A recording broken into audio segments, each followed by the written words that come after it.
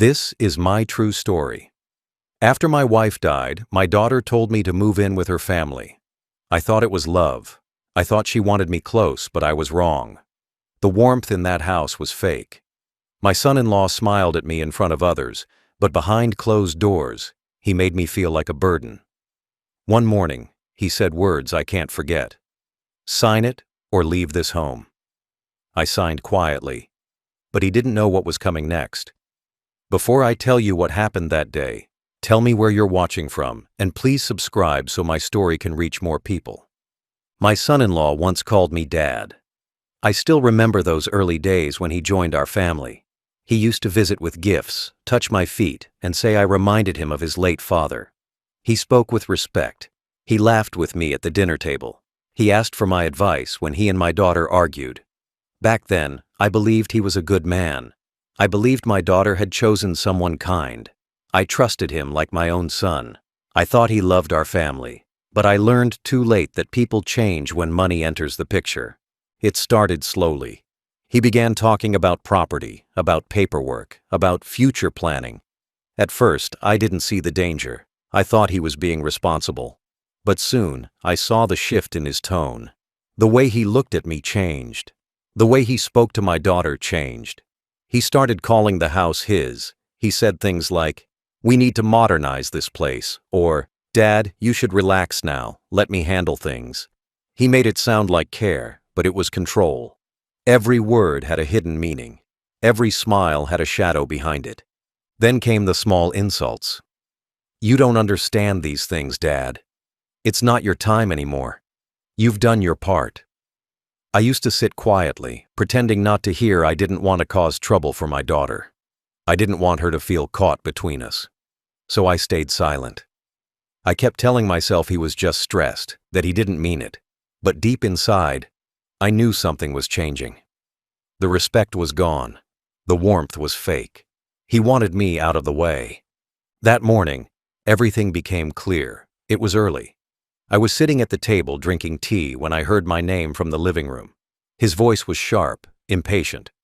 I walked in and saw him sitting there with papers spread across the table.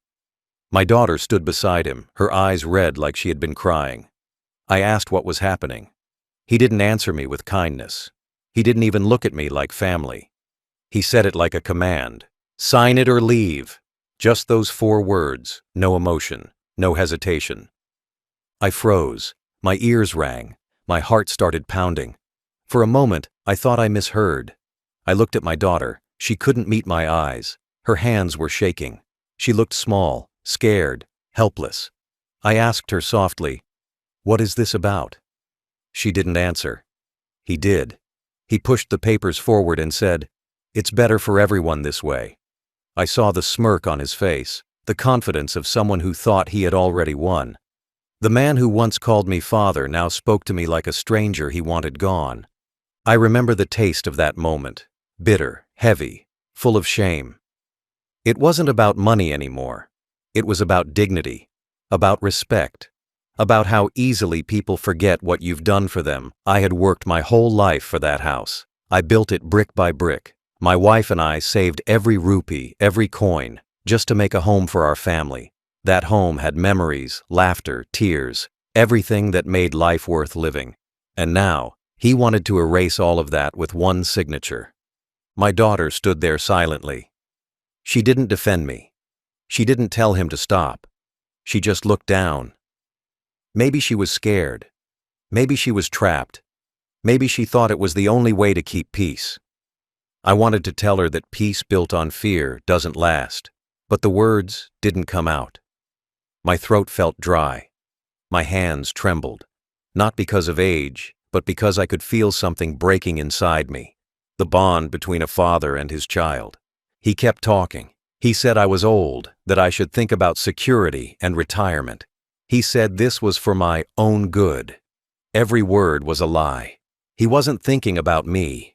He was thinking about what he could take from me, my land, my house, my name, everything I had built. He wanted to take it all and leave me with nothing. I could feel anger rising inside me, but I swallowed it. I didn't shout. I didn't argue. I just stood there, looking at the man who used to call me Dad. I saw the truth that morning. He never saw me as family. He saw me as an obstacle, a wall between him and what he wanted. And now, he was ready to break that wall. That was the day I lost something more painful than money. I lost the image of my daughter's happy marriage. I lost the comfort of believing I was loved. I lost the peace of sitting in my own home without fear. That day, respect died in that room. The air felt heavy. My heart felt cold. My son-in-law didn't just disrespect me, he erased me. And yet, I stayed calm. I didn't raise my voice. I didn't show him my anger. Because even in that moment of insult, I knew something he didn't know. I wasn't as powerless as he thought. I had seen enough, heard enough, and prepared enough. I knew the day of his real shock was coming. But for now, I let him think he had won. I let him think the old man had given up. That was the day of disrespect, the day I realized how cruel family can become when greed enters the home. He slid a stack of papers across the table. The sound of that folder hitting the wood still rings in my ears. It wasn't just paper. It was my whole life on those pages, the title of the house, the land documents. The same papers I once kept locked carefully in my cupboard. Now they were lying in front of me, ready to be stolen by the man my daughter called her husband. I stared at them for a long time. My hands stayed still. I could see my name written there, printed clearly. The house I built with my wife's sweat, my land where I planted every tree with love, everything I had ever earned, all listed neatly in legal words that meant nothing to me, but everything to him. He told me it was a property transfer. He said it would make things easier for the family, that it was time to hand things over. I knew what that meant. It meant he wanted control. He wanted to own everything while I was still alive. I felt sick inside. I had always dreamed that my daughter and her children would live in that house after I was gone. But not like this. Not by pushing me out. Not by stealing from me. My daughter stood beside him, silent. Her eyes were fixed on the floor. She didn't say a word. I could see the tears welling in her eyes, but she didn't let them fall. She looked trapped, like someone caught between love and fear. I wanted to ask her what he had told her. Did he say I was old and confused? Did he say I couldn't manage my property anymore? Did he tell her lies to make her choose him over me? I didn't know. I just knew she was scared. I could see it in her hands, the way they trembled. She wasn't standing by him out of loyalty. She was standing there out of fear, and that broke my heart even more. Because she used to be my brave little girl. The one who used to hide behind me when thunder scared her. The one who cried when I left for work. Now she was silent, letting her husband tear apart the home she grew up in. I looked at the papers again. My head was spinning. My heart felt like it would stop. Each line of those documents was another knife. I could see how carefully he had planned it. Every page already marked, every signature line ready. He didn't even ask me to read it. He knew I couldn't understand all that legal language. He wanted me to just trust him, but trust was gone. I could feel it burning away inside me. The man who once served me food at the table was now trying to take the roof from above my head. I thought about my wife. If she were alive, she would never believe this. She used to say, "He's a good man. He'll take care of our daughter." I believed that too. We were both wrong. She trusted him with her child's happiness, and I trusted him with my home. Both trusts destroyed. I could almost hear her voice asking me what happened to our family. I had no answer. I just stared at those papers and wished she were there to see what greed had done to our home. He started explaining something about taxes, maintenance, and new ownership. His tone was fake polite, but I could hear the impatience under it. He wanted me to just sign and go. He thought I was weak, that I had no fight left in me. He thought he could bully me into giving away everything. My daughter stayed quiet the whole time. Her silence was louder than his words. It felt like betrayal, even if I knew she didn't want this. Sometimes silence hurts more than cruelty. The papers looked so ordinary, black ink, white sheets. But to me, they were poison. They were the proof of how little family can mean when money takes over. I had once believed that what you build with love stays safe in your family. I was wrong. Love doesn't protect you when greed is sitting at your table. It eats everything slowly: respect, kindness, memory, until all that's left is selfishness. I felt like my heart was breaking into 1,000 pieces. The home I built with my hands was about to be taken away with one pen stroke. But even as I sat there, helpless on the outside, something inside me stayed calm. I looked at those papers carefully. I memorized every page. I noticed the details he thought I wouldn't see. The fake notary stamp, the wrong spelling of my middle name, the missing witness section he thought I was too old to notice. He thought I didn't understand. But I saw it all. I saw the trap he had built. He thought I was walking into it blind, but I had been watching him for months. Every word he said, every look he gave, I had seen it all. I wasn't as weak as he thought. I wanted to scream, but I didn't. I wanted to tear those papers apart, but I didn't. I wanted to tell my daughter to wake up, but I couldn't. I just stood there, letting him think he had control. Because I knew something he didn't. This wasn't going to end the way he planned. He thought the papers would make him powerful. He didn't know those same papers would soon destroy him. He didn't know that the old man sitting in front of him had already prepared for this day. So I kept quiet. I let him gloat. I let him believe the lie. He thought those papers were his victory. But in truth, they were his biggest mistake. I looked at my daughter, my little girl, the same child who once held my hand to cross the road, who used to wait at the gate when I came home from work, who used to hug me so tight that even my tiredness disappeared. Now she stood a few feet away, afraid to meet my eyes. I could see she wanted to say something, but her lips didn't move. She was trapped between her father and her husband, between love and fear. I could feel her pain, but I could also feel her distance. It was like she wasn't mine anymore, like someone had taken her spirit and replaced it with silence. He stood beside her, pretending to be calm, but his eyes gave him away. They were cold, calculating, waiting for me to break. I could see he enjoyed the power he thought he had. He wanted me to feel small. He wanted me to feel useless. He thought age had made me weak. He forgot that old doesn't mean helpless. I stayed quiet, but my silence had a reason. I was watching, listening, memorizing every word, every move.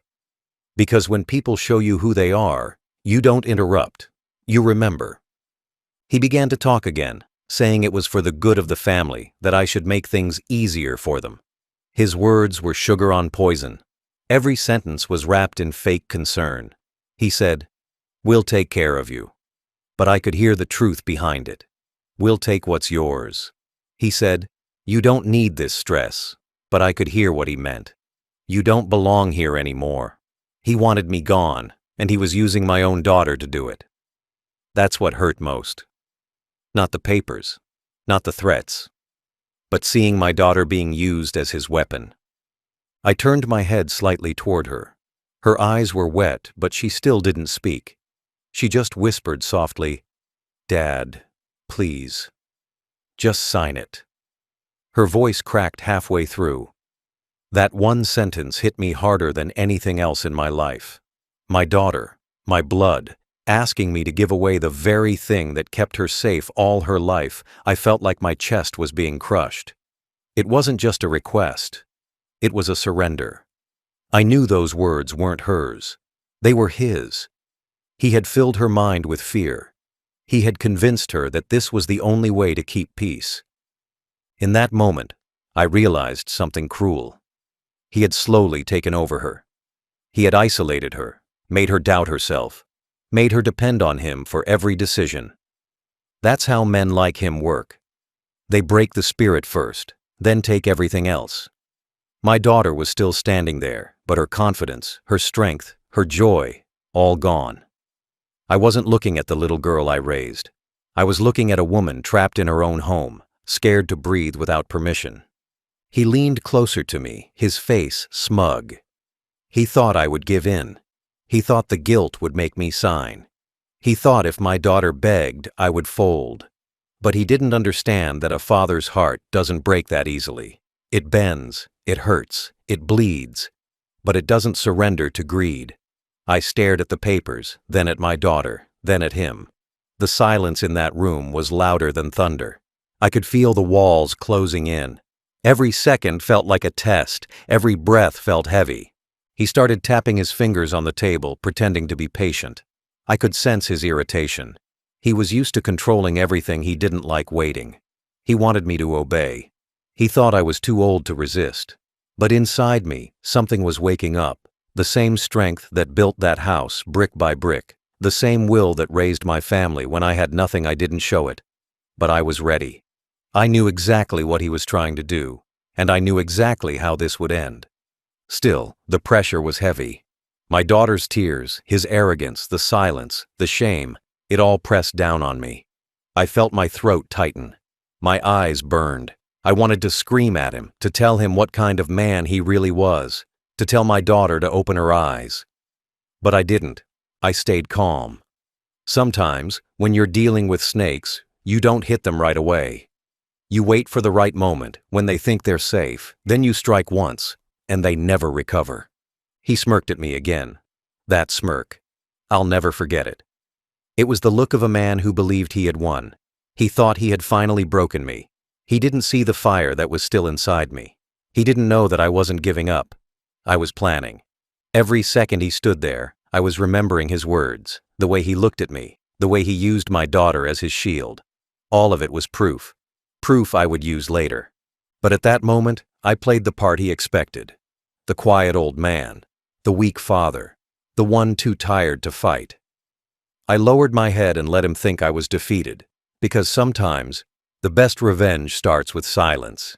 He thought my silence meant surrender, but really it meant strategy. That day, he thought he had power. He thought my daughter's tears were his victory. But what he didn't know was that everything he said, everything he did, every cruel smile and every word of pressure, I had already turned it into evidence. The more he pushed, the more I prepared. He wanted me to break, but I was already building his fall. I picked up the pen and held it like a small stone in my tired hand.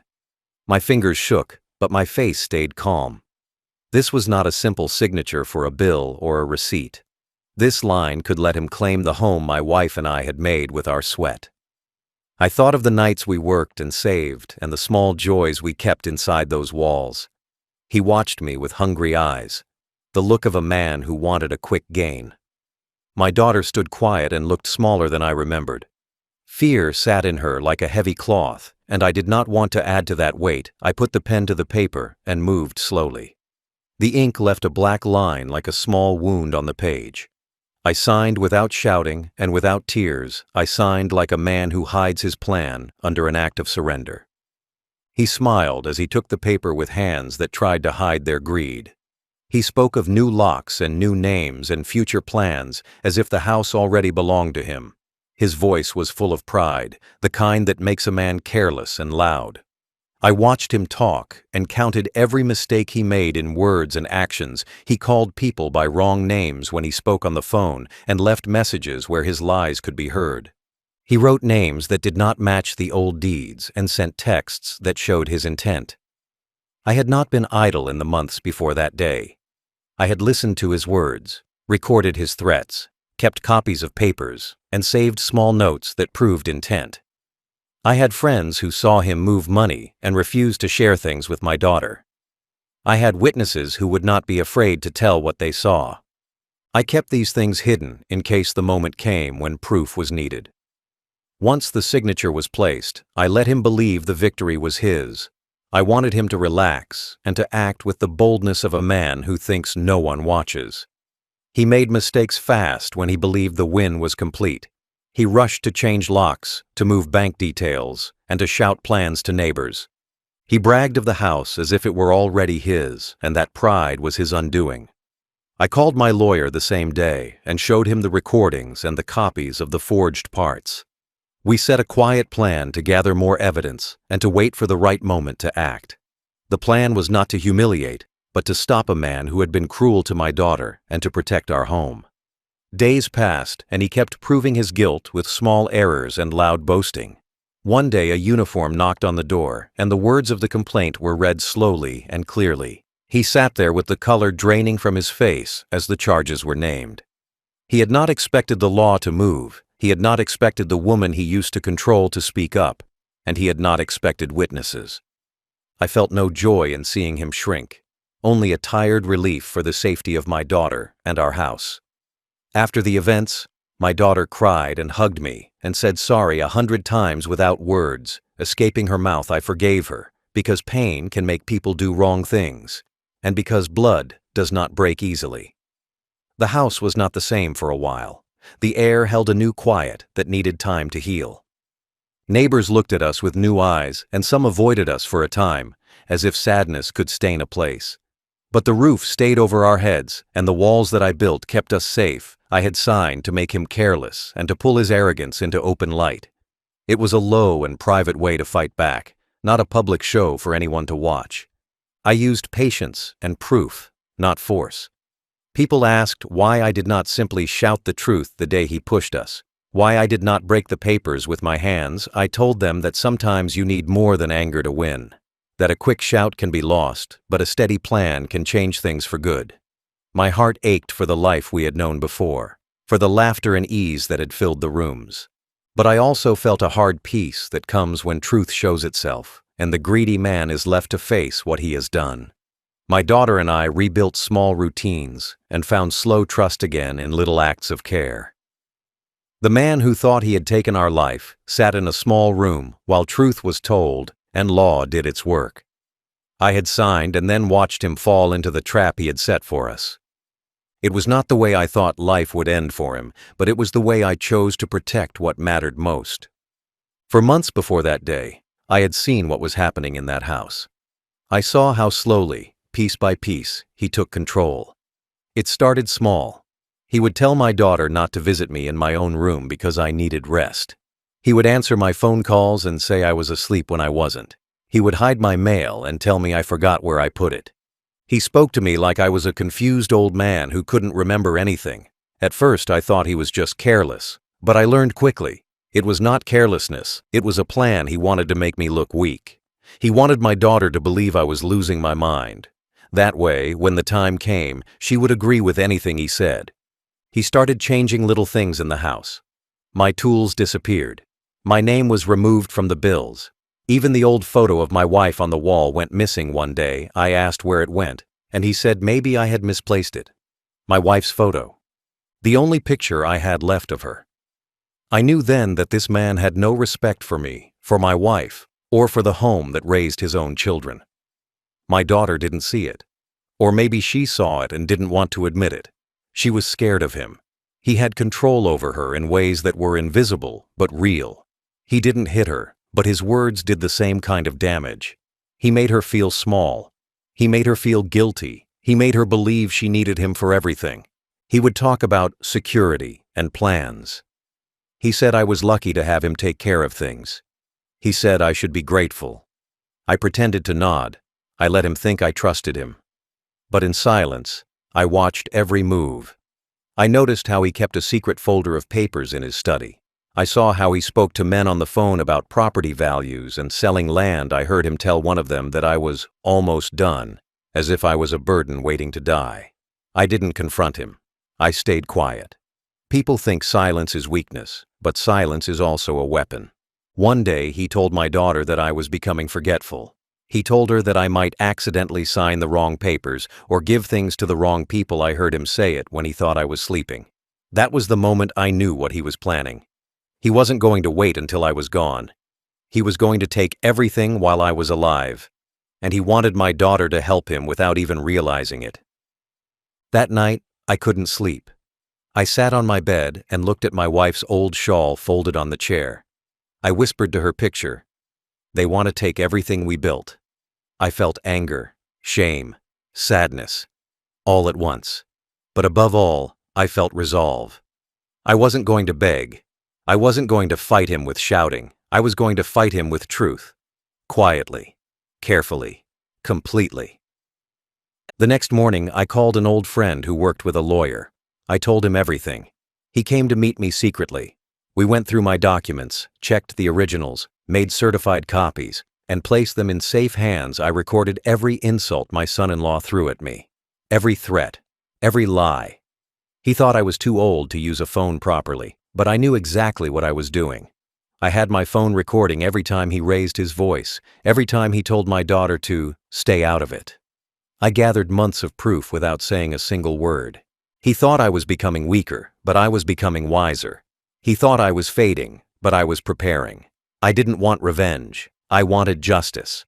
And I wanted my daughter to see the truth with her own eyes. I wanted her to realize that the man she married had no love in his heart, only greed. So I waited. I waited for the day he would push too far. I waited for the day he would finally show his full cruelty in front of everyone. That day came when he placed those papers on the table and told me, "Sign it or leave." He didn't know that by saying those words, he had already walked into the trap he built for me. He didn't know that the papers he made me sign would become the same papers that proved his crimes. He thought he was clever, but he forgot something simple. Experience always beats arrogance. He thought age made me blind, but age gave me patience. He forgot that an old man who has lost everything once before has nothing more to fear. And a man with no fear cannot be controlled. He thought I was too quiet to fight back, but my silence was the setup, and his greed was the bait. I remember the sound of that moment clearly. The pen was still in my hand. The ink was barely dry. My heart was beating slow but steady. He was smiling like he had just won everything he ever wanted. My daughter had turned away, unable to look at me. The room felt smaller, like the walls themselves were closing in on us. He took the papers and folded them with care, like a man handling his trophy. I could feel his confidence filling the space. He thought the old man was finished. He thought silence meant defeat. Then I heard it. The sound of footsteps from the hallway. Firm, heavy, calm. Not rushed, not hesitant. The kind of footsteps that make proud men nervous. He looked up first, his face still proud, but his eyes curious. My daughter turned too, startled. I stayed still, watching. The footsteps came closer, slow but steady, until they stopped right behind me.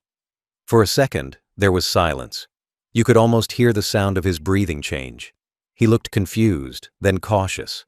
I saw his shoulders stiffen, his smirk fading slowly like smoke after fire. He tried to act normal, but I could see his fear beginning to surface. He wasn't expecting anyone. He thought this was a private moment. He thought no one would ever see what he had done.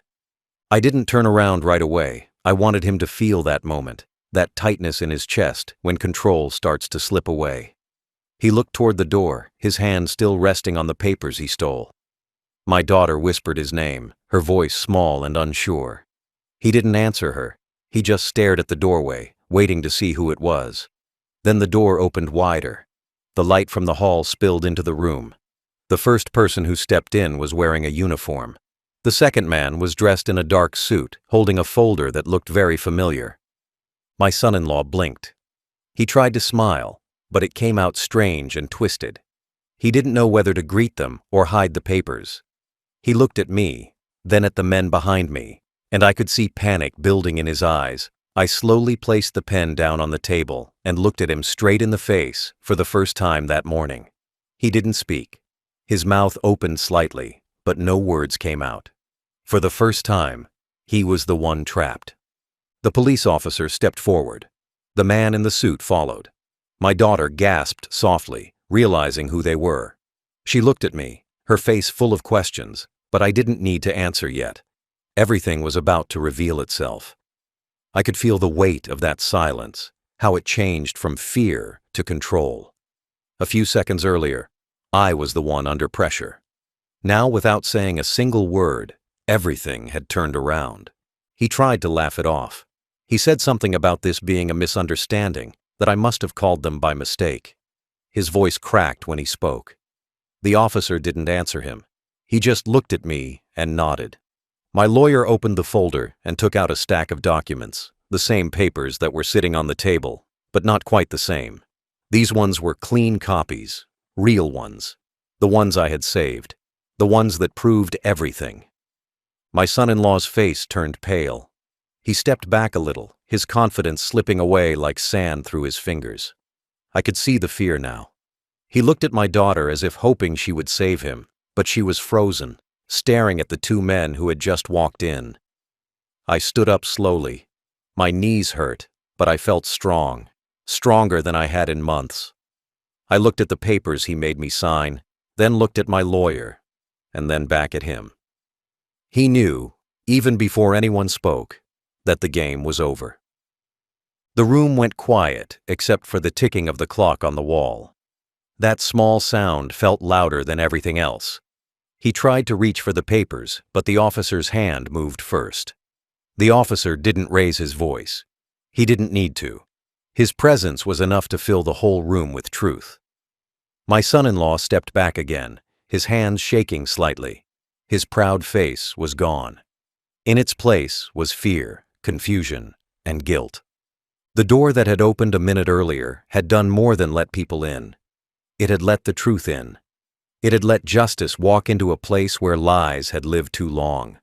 For months, he had made me feel small in my own home. For months, he had believed I had no one on my side.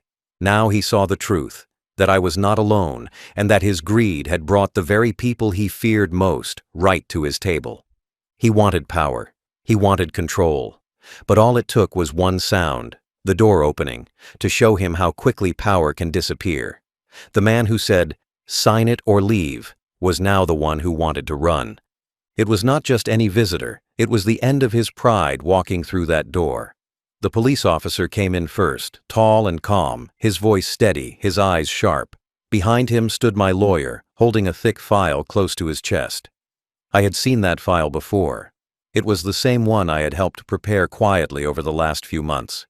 Every page inside it carried a piece of truth that he had tried to hide. My son-in-law's smile froze halfway. His mouth opened slightly, but no sound came out.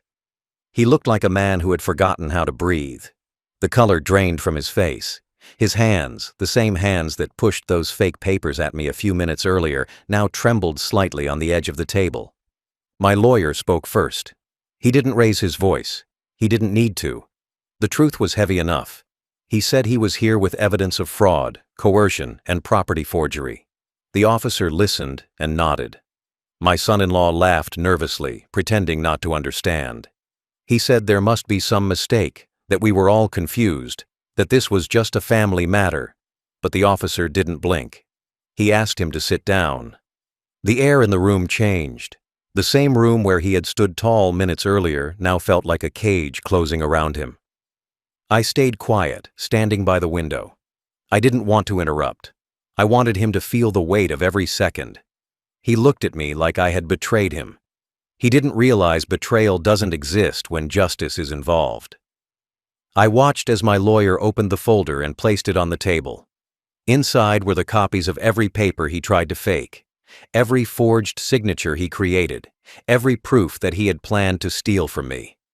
There were recordings, too, clear recordings of his voice threatening me, mocking me, and calling me a burden. The officer picked up the papers slowly, one by one, reading through them carefully. My daughter stood in the corner, silent, tears welling in her eyes. She looked broken and confused.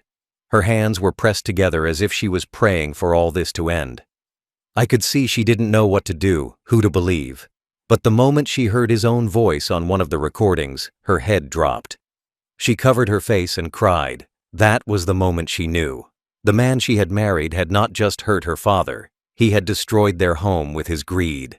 The officer turned toward him and said words that hit the room like thunder. "You're being charged with fraud, coercion, and attempted property theft." My son-in-law's face twisted. He tried to stand up, but his legs were shaking. He looked at my daughter again, hoping she would defend him. But she didn't move. She couldn't. He shouted that this was all a setup, that I had tricked him. The officer told him to be quiet. My lawyer calmly said that every document and every voice recording was verified. There was no setup, no trick, just proof. He tried to laugh again, but it came out weak. He said he only wanted to protect the family. That lie didn't last a second.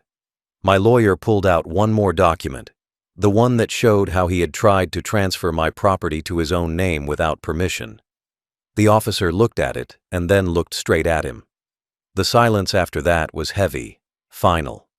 He knew it was over. The man who once talked down to me now couldn't even meet my eyes. His power, his control, his fake respect, all gone. I didn't say a word. I didn't need to. I had said enough in my silence, in my patience, in the way I prepared everything. I just stood there watching him fall apart. His arrogance melted into fear. His smirk turned into panic. His eyes darted around the room like a man searching for an escape that didn't exist. The officer told him to stand up. He hesitated. Then the officer repeated himself, this time firmer. My son-in-law finally stood. His hands were shaking.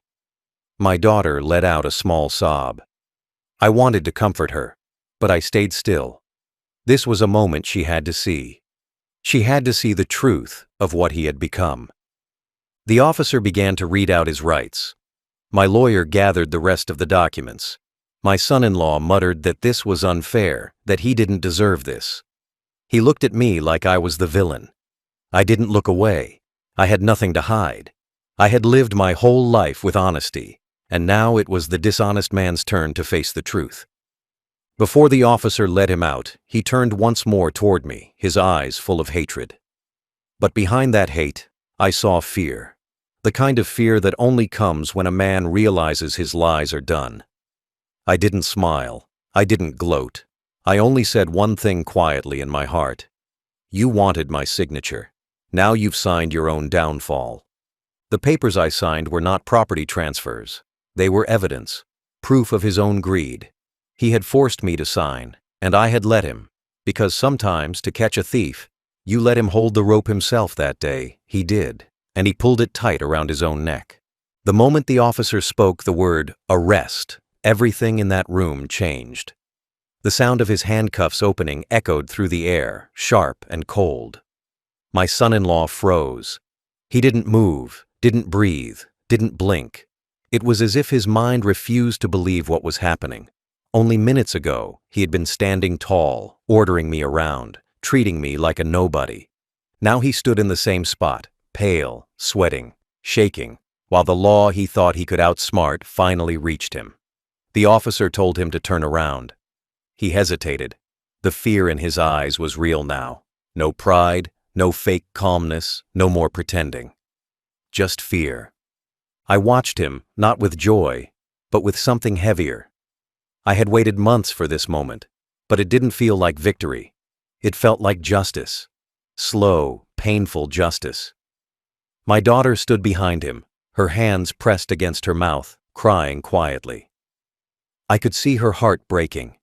She wasn't crying for him. She was crying for the truth. For all the time she didn't see it. For all the times she defended him when I stayed quiet. I could feel her guilt in every tear. She whispered my name once, like she was asking for forgiveness I didn't speak. My silence was my answer. The officer began to read the charges aloud. Fraud, coercion, abuse, forgery. Every word was like a hammer hitting his pride.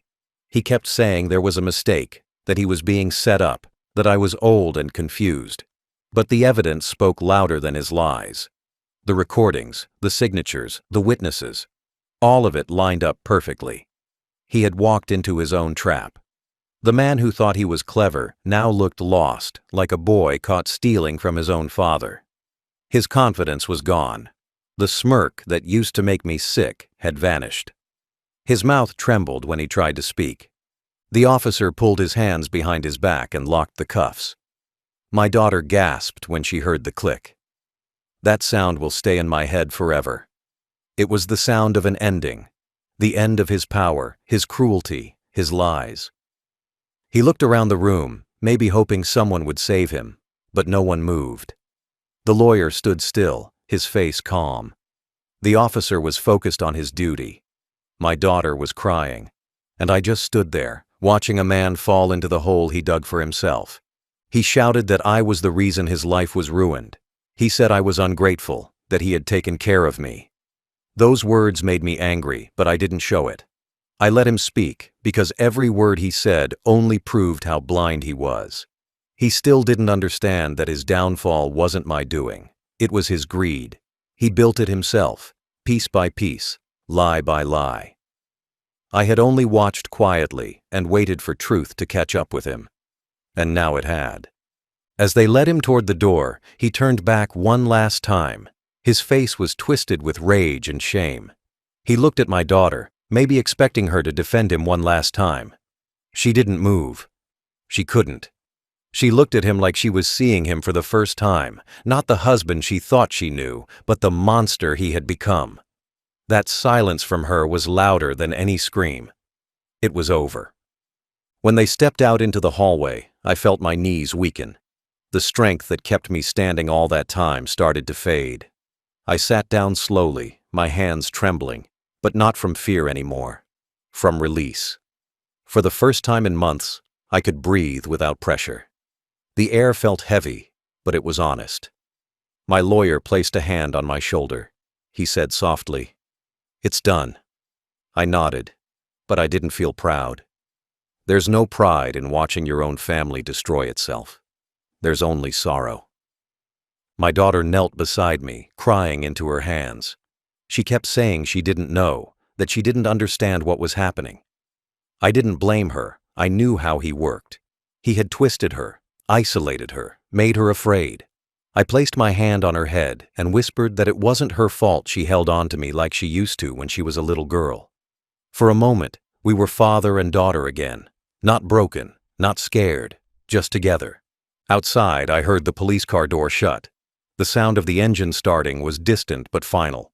My son-in-law, the man who had stood over me with power, was now sitting in the back of a car with his hands bound. He thought he had taken everything from me, but in truth, he had only taken himself down. That day taught me something I will never forget. Evil doesn't always come from strangers. Sometimes it sits at your table, eats your food, and calls you family. But no matter how strong lies seem, truth waits.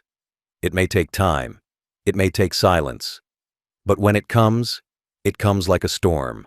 And no man, no matter how proud, can stand against it. After they took him away, the house felt different. Quiet, but not peaceful. The kind of quiet that comes after a storm when the air is heavy, thick with everything that just happened. My daughter sat on the floor beside the table, holding her face in her hands. She wasn't crying loudly anymore, just small, broken sounds that came from deep inside her chest. I didn't know what to say. I wanted to be angry, but all I felt was tired. Years of love, trust, and effort had been destroyed by one man's greed.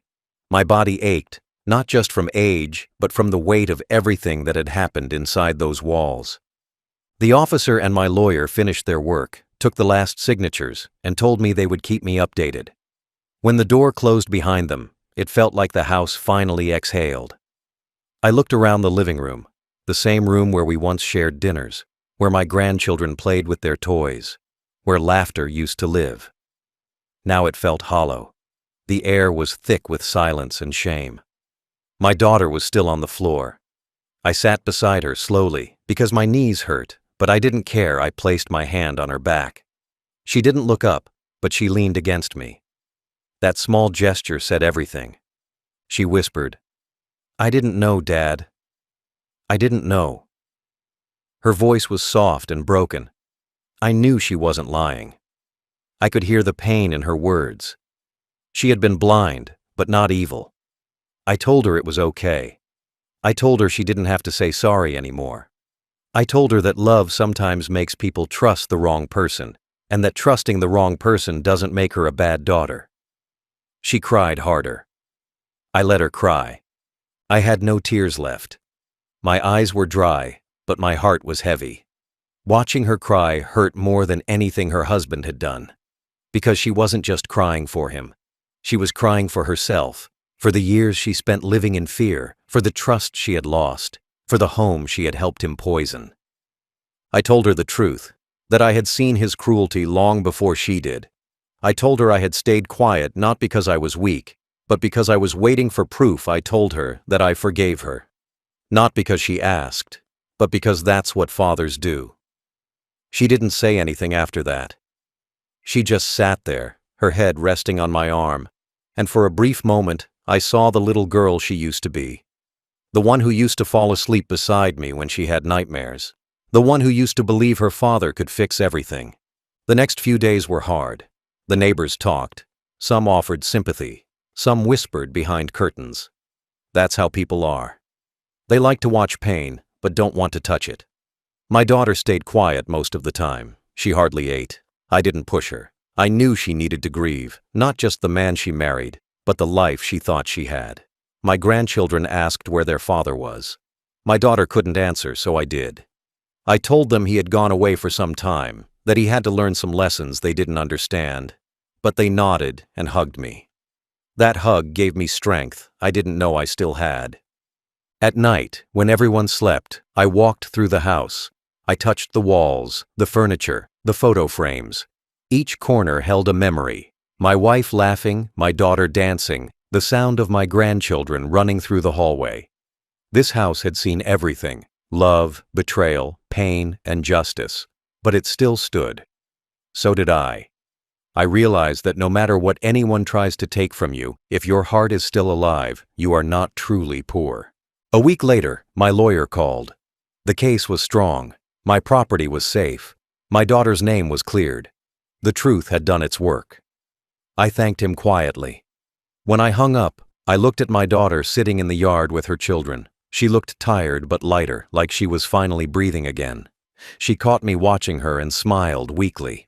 That smile was small, but it was real. That was enough for me. Sometimes, forgiveness doesn't mean forgetting. It means choosing peace over pain. I forgave her not because she earned it, but because I didn't want to carry hate in my old age. Hate eats the soul. I had already lost too much to let bitterness take what was left. So I told myself that this was a new beginning, not perfect, but honest. My daughter promised she would take care of me, not out of guilt, but out of love. I believed her. Now the house is quiet again, but in a better way. The silence is not heavy anymore. It's calm, safe. I can sit in my chair and drink tea without fear. I can see my daughter smile again without pretending. I can hear my grandchildren laugh, and it sounds like healing. The storm has passed. The scars remain, but they remind me that I survived, that we survived. That man thought he could take my home, my family, and my peace. But in the end, all he lost was himself. Now I live in peace again. The house is still mine, the same walls, the same roof, the same quiet corners that once echoed with pain. But it feels different now. It feels lighter, calmer. My daughter and I sit together every evening in the same yard where she once stood crying. We don't talk much about what happened. Some things don't need to be repeated. Silence sometimes heals more than words ever can. She makes tea the way her mother used to, with extra sugar for me. When she hands me the cup, I see in her eyes both guilt and gratitude. She knows she was blind, and I know she's awake now. That's enough. I often think about those months when everything fell apart. How I kept quiet when he insulted me. How I pretended not to notice when he moved my things, changed the locks, and lied to my daughter. People ask why I didn't fight back sooner. They don't understand that when you're old, you learn to wait. I waited because I knew anger can make you foolish. I waited because I wanted justice, not revenge. And I got it. Not through shouting, not through violence, but through truth and patience. Those are weapons too, and stronger than any threat. Sometimes, late at night, I sit in my room and look at the old photographs on the wall. My wife smiles in every one of them. I talk to her quietly, telling her what happened after she left. I tell her I kept my promise. I tell her our daughter is safe now. I tell her that the home we built is still standing, still ours. I imagine she would have smiled and said, "You did well." That thought gives me peace, the kind of peace that no money, no property, no signature can buy. I think about my son-in-law sometimes too, not with anger, but with understanding. He destroyed himself. His greed ate him alive. He thought owning things would make him powerful, but all it did was expose how small he truly was. He taught me a hard lesson, that sometimes the people you feed will one day try to bite your hand, and you must be ready. Not with hate, but with proof and calm. He made me realize that strength isn't in how loud you are, but in how long you can stand without losing yourself. My daughter has changed since then. She's softer now, humbler, more protective of me. Sometimes I see her watching me when she thinks I don't notice, just to make sure I'm okay. That's love, not in words, but in small acts. She helps with the garden, cooks my meals, takes care of her children, and never lets me feel alone. I know she's still healing, and I let her take her time. Healing from betrayal is like growing a new heart. It doesn't happen fast, but it happens. People in the neighborhood still talk about what happened. Some pity us. Some admire me for standing up. But I don't need their opinions. They weren't there when I sat in silence, pretending not to see what was happening. They didn't feel the shame of watching their child stand beside someone who disrespected you. They didn't hear the words, "Sign it or leave," from the mouth of someone who used to call you dad. Only I know how that felt, and only I know how it felt to see justice walk into that same room and take him away. Now every time I see my grandchildren running in the yard, I feel grateful. They don't know the full story yet, and maybe they never will. Maybe it's better that way. They deserve to grow up with laughter, not the memory of greed. I'll tell them one day when they're older, not to make them hate their father, but to make them understand the difference between love and control, between giving and taking, between strength and cruelty. I want them to learn that no matter how bad people become, truth always wins in the end. Always. When I sit outside in the evenings, I look at the sunset and think about everything that happened. Life is strange. It gives and it takes. But if you hold on long enough, it gives you something back. Not what you lost, but something new, something cleaner. My daughter and I lost a lot, but we found each other again. That's what matters. The house stands firm. The air feels lighter. The silence feels kind. He once made me sign my name thinking it was the end for me, but it was the end for him. He made me write my signature, and in doing so, he wrote his own downfall. Sometimes I still hear his voice in my head, saying those same words, "Sign it or leave." But now, when I remember it, I don't feel pain anymore. I feel power. Because he made me sign my name, but I made him sign his fate.